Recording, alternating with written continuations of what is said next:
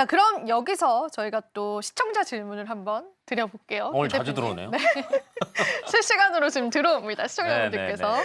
답변을 달라고요. 네. 최근에 이제 해외 주식 투자 많이 하잖아요. 많이 하죠. 그러면 우리가 해외 주식을 이제 직접 투자하는 게 더 좋을지 아니면은 해외 주식 ETF로 국내에서 거래를 하는 게 좋을지 어떻게 보세요? 이거는 뭐 그때그때 다릅니다. 예를 들면 이제 크게 보면 두 가지로 생각을 하시면 돼요. 수수료를 생각하느냐, 세금을 생각하느냐. 예를 들면 수수료를 생각한다라고 하시는 분들은 해외에 ETF가 상장이 돼 있어요. 그러면 여기를 운용하는 자산 운용사가 있겠죠? 근데 이거를 국내 상장 ETF라는 건 뭐냐면 이거를 똑같이 예를 들면 삼성이나 미래에셋이 가져와서 똑같은 상품을 우리한테 상장시켜서 파는 거예요. 그러면 수수료를 2번 떼가죠. 네, 그래서 실질적으로는 수수료가 원래 직접 하는 것보다는 더 냅니다. 대신에 세금은 적습니다. 왜냐하면 미국에 직접 투자하시면 양도소득세 낸다라는 얘기 들어봤죠? 22% 냅니다. 근데 국내에 상장돼 있는 거 하면은 안 냅니다. 그리고 플러스 알파, ISA 계좌에서 하면 괜찮다. 플러스 알파 이익까지 있으니까 세금을 생각하시면은 국내. 수수료를 생각하시거나 앞으로 더 나는 많이 올라갈 것 같다라고 하시면 직접 투자. 이렇게 구분하시면 될 것 같아요. 그래도 선택하기가 좀 굉장히 어려울 것 같아요. 사실 해외 주식 직접 투자할 때 세금 네. 상당하잖아요. 네. 그 부분들도 많이들 고려를 하시는 것 맞아요. 같아요. 네. 그거는 이제 어쩔 수 없고요. 네. 대신에 이제 뭐 이런 건 있는 것 같아요. 수익 많이 받는데 뭐 세금 정도 내도 되지 않습니까? 라는 것들도 있어서 근데 사실은 그러기엔 좀 많지 않나요? 22% 네. 많다라고 생각은 될 수도 있지만 그러니까 이게 그거예요. 그게 너무 아까우면 국내에 상장돼 있는 ETF 하시는 게 낫고요. 그다음에 직접 투자하시는 것보다 사실은 뭐 ETF가 조금 더 수수료는 적게, 조금 더 내기는 하지만 펀드보다는 수수료가 낮아요. 그래서 저는 사실 펀드 투자하시는 것보다는 ETF 투자하시는 게 맞다라고 보고 있고요. 그다음에 이제 미국 시장에서도 사실은 너무 섹터들이 많잖아요. 예를 들면 S&P 500도 해야 될 것 같고요. 그다음에 이제 뭐 빅테크 기업만 들어가 있는 애들도 해야 될 것 같고요. 아니면 이제 최근 들어서는 이제 뭐 방산도 조금 형태가 조금 바뀌고 있거든요.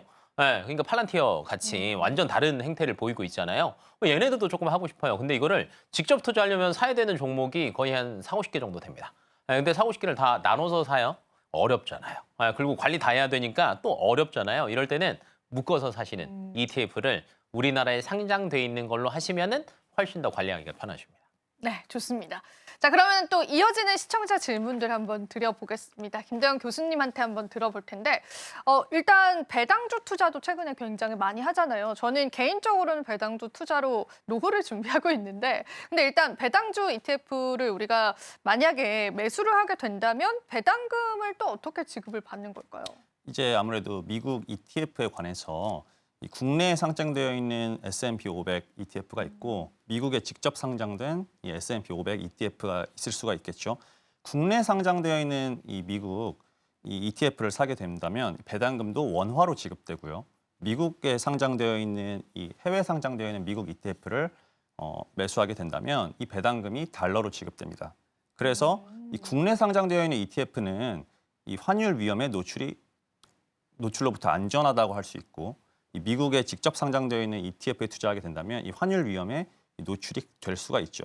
다만 이제 국내 상장되어 있는 미국 ETF 같은 경우에도 이 환 오픈 ETF가 있어요. 그래서 이 같은 경우는 환율의 영향을 받습니다. 예를 들면 환율의 움직임을 같이 예측하면서 미국 증시에 투자하려는 적극적인 투자자들에게는 이 환 오픈 ETF도 어떤 하나의 옵션이 될 수 있겠죠.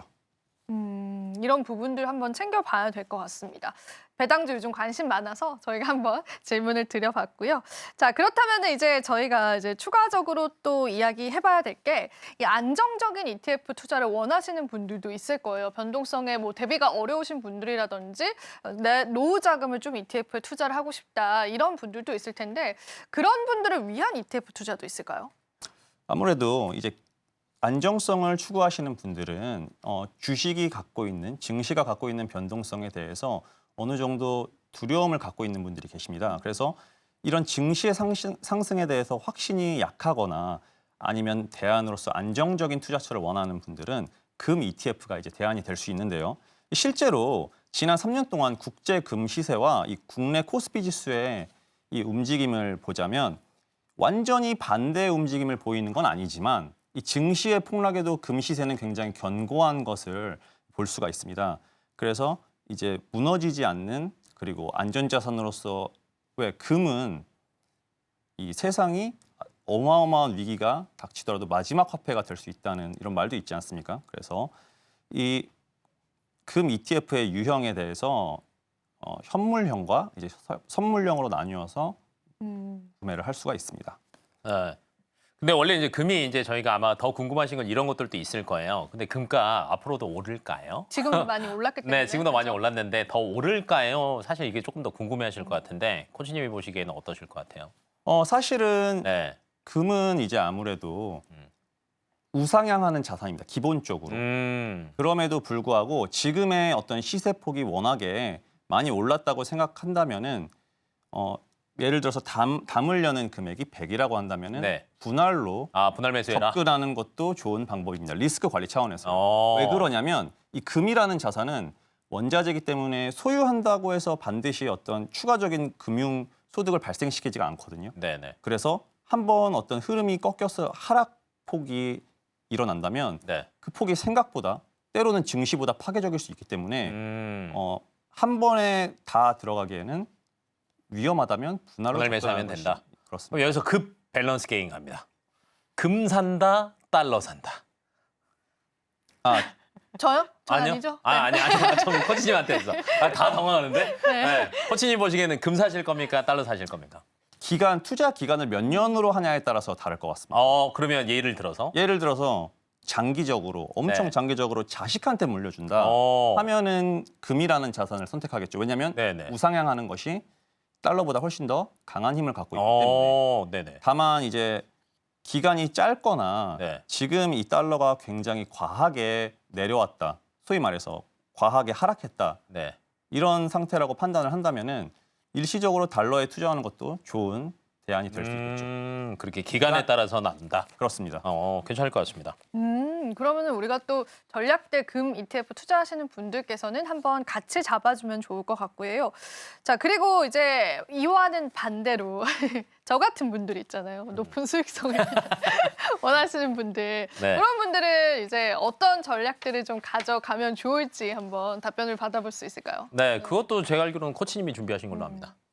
이제 아무래도 높은 수익성을 기대하는 분들은 두 가지 방법으로 이제 접근하는 경우가 많거든요. 첫 번째는 이제 증시의 유명한 격언이죠. 달리는 말에 올라타자. 네. 이런 방식으로 접근하시는 분들이 계시고 두 번째는 흔히 표현하기로 가치 투자, 과하게 하락한 곳에 가서 이제 장기적인 투자를 통해서 높은 수익성을 거두는 분들이 계시겠죠.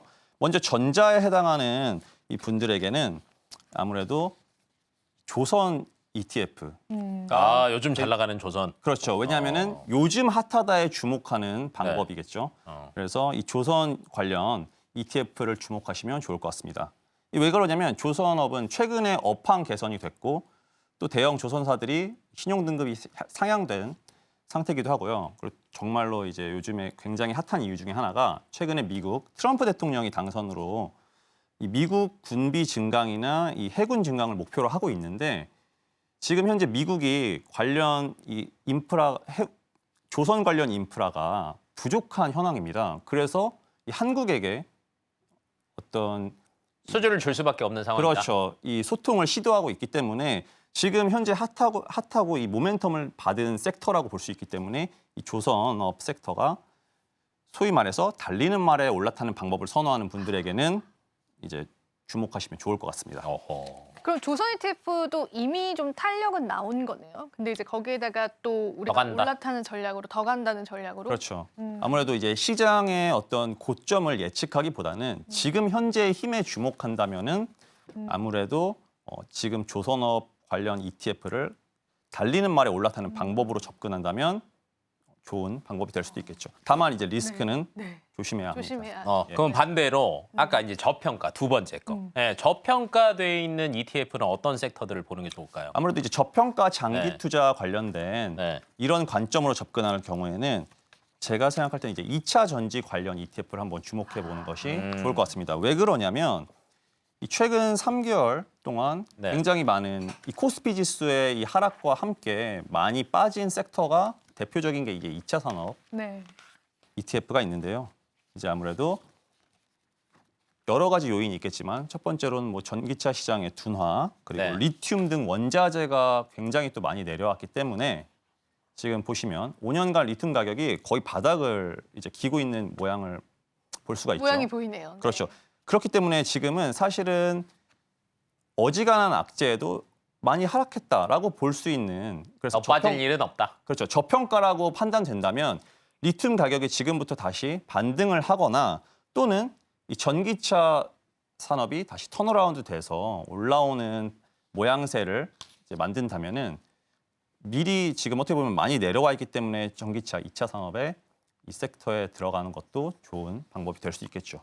저평가 투자를 방법으로 한다면 네, 좋습니다. 그러면은 저희가 또 두 마리 토끼를 다 잡고 싶다라고 하시는 분들도 있을 것 같아요. 그런 분들은 또 어떤 전략을 가져봐야 하는지 이차영 고수님 이번에는 답변을 해주시면 좋을 것 같습니다. 사실 두 마리 토끼를 다 잡으면 잡나요? 제일 좋은데요. 제일 좋은데 안정성과 사실 수익성은 반비례 관계이기 때문에 안전하면서도 수익을 얻고 싶어라고 하는 거는 사실상은 조금 힘들다라고 보시면 좋을 것 같아요. 일단은 저 같은 경우에도 그렇고 이제 안전한 자산이 뭐 달러라든지 금이라든지를 투자를 하지만 사실상 안전 자산을 더 빠르게 더 고수익을 내기 위해서 활용을 하는 것뿐이기 때문에 사실상 안정성과 수익성은 반비례 관계라서 동시에 추구하기에는 조금 어렵지 않을까 싶습니다. 그러니까 이게 하나의 ETF에는 없지만 우리가 ETF를 나눠서 사면 돼요. 오, 네, 안정형으로 가는 ETF 하나 사고요. 수익성을 가는 ETF를 하나 산다라고 하면 둘 다 가져갈 수 있습니다. 그 말고도 또 추가 전략이 있을까요? 이제 음. 이차영 교수님께서 말씀하셨듯이 안정성과 수익성이란 두 마리 토끼를 동시에 잡는 것은 사실 거의 어렵습니다. 다만 그 두 마리 토끼를 동시에 잡을 수 있는 한시적인 이 타이밍이 존재하기도 하는데요. 그것을 이제 우리는 흔히들 위기라고 표현하거든요. 맞아요. 근데 경제 위기 맞나요? 뭐 아닌가요? 어떤 자산의 위기겠죠. 상품에 따라서 바로 이제 패스 위기가 시켜버렸어. 아닌가 봐요. 네, 위기가 될 수 있는데 네. 현재 시장 상황 또는 이제 전반적인 경제 뉴스에서 최근 핫한 것은 바로 이제 환율 문제가 있습니다. 그렇죠. 네. 네, 그래서 이 환율 문제가 지금 굉장히 어떤 경제 위기를 나타내는 지표로서 뉴스를 덮고 있는 상황이지 않습니까? 그래서 이럴 때 이 위기를 기회로 바꾸기 위해서는 달러에 투자하되 달러 인버스 ETF가 이 안정성과 수익성 모두를 잡을 수 있는 자산이 아닐까 생각합니다. 네, 좋습니다. 저희가 이렇게 오늘 또 숨가쁘게 ETF 투자 방법 그리고 내 성향에 따라서 어떤 ETF를 투자하면 좋을지에 관해서 이야기를 좀 나눠봤습니다. 그 부분 여러분들에게 좀 도움이 되셨기를 바라고요. 또 길 대표님 마지막으로 또 인사 한번 정리 부탁드립니다. 네, 사실 이제 ETF가 뭐 쉬울 수도 있고 어려울 수도 있습니다. 그냥 다만 이제 우리가 투자를 하는 데 있어서 뭐 직접 투자도 좋고 간접 투자도 좋지만 제일 중요한 거는 안전하게 오래 투자하는 거거든요. 근데 이제 그 중에서 ETF라는 것도 좀 저희가 잘 알고 있어야지 뭐 저희가 뭐 수익성, 안정성 얘기하긴 했지만 꾸준하게 잘 투자할 수 있지 않을까 싶으니까 ETF 이번 기회에 좀 쉽게 공부를 잘 하셨으면 좋겠습니다. 지금 바로 구독을 눌러보세요. 실시간 경제 뉴스, 투자 전문가들의 다양한 시황과 정확한 분석, 또 알찬 투자 정보까지 신뢰할 수 있는 저희 서울경제TV와 함께하세요.